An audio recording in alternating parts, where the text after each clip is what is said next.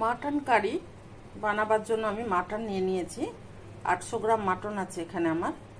আর তার সাথে পেঁয়াজ কুচিয়ে নিয়েছি। এক পাকে বানাবো এবং কত সহজে কত তাড়াতাড়ি সেটা তোমাদের দেখাবো।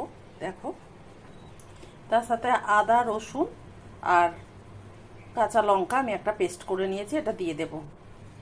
আদা রসুনের পেস্টটা দিয়ে দিলাম। আর দেব কিছু শুকনো মশলা, নুন, হলুদ, জিরে, ধনে, গরম মশলা আর লাল লঙ্কার গুঁড়ো, এটা দিয়ে দিলাম। আর দেব সর্ষের তেল।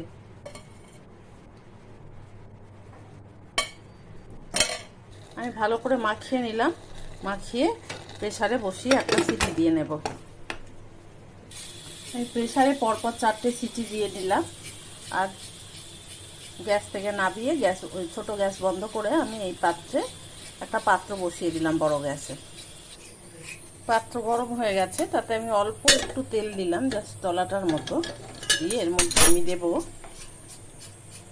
চর্বি।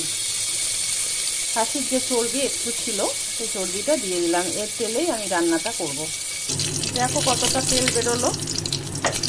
এই তেলের মধ্যে আমি আবার তেজপাতা আর গরম মশলা দিয়ে দেব। প্রেসারটার ভাপটা খুলে দিয়েছি প্রেসারের। এখন আমি এটা প্রেসারের মধ্যে দিয়ে দেব। ভালো করে মাখিয়ে দিলাম। মাখিয়ে দিয়ে আমি আবার প্রেসারের ঢাকনাটা আটকে দেবে। 2টো সিটি দিয়ে দেব। আমি আরও 2টো সিটি দিয়ে ঢাকনা খুলে দিলাম। যতক্ষণ ভাপ ছাড়লো, ভাপ ছাড়া অবধি অপেক্ষা করে আমি ঢাকনা খুলে দিলাম। ঢাকনা খুলে আমি পাকস্থলী থেকে প্রেসার কুকার থেকে মাটনটা হাঁড়িতে ঢেলে দিলাম।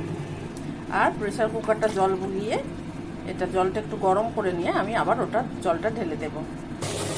মাটনটা ভালো করে আরেকবার কষিয়ে নেবো হাঁড়ির মধ্যে। আর দেখে নেবো সেদ্ধ হয়েছে কিনা। এখনও সেদ্ধ হতে একটু বাকি আছে, তো সেক্ষেত্রে আমি আরেকবার প্রেসারে দিয়ে দেব।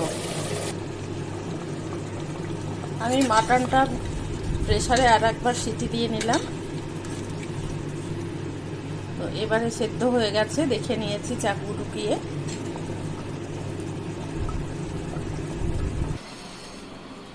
আমার রান্না রেডি। আমি ভাতের সাথে দিয়ে দিলাম। নমস্কার বন্ধুরা। মাটন কারি তোমরা এইভাবে রান্না করে দেখো, খুব সহজে অথচ সুস্বাদু, রকমারি ছাড়াই রান্না করে নিতে পারবে।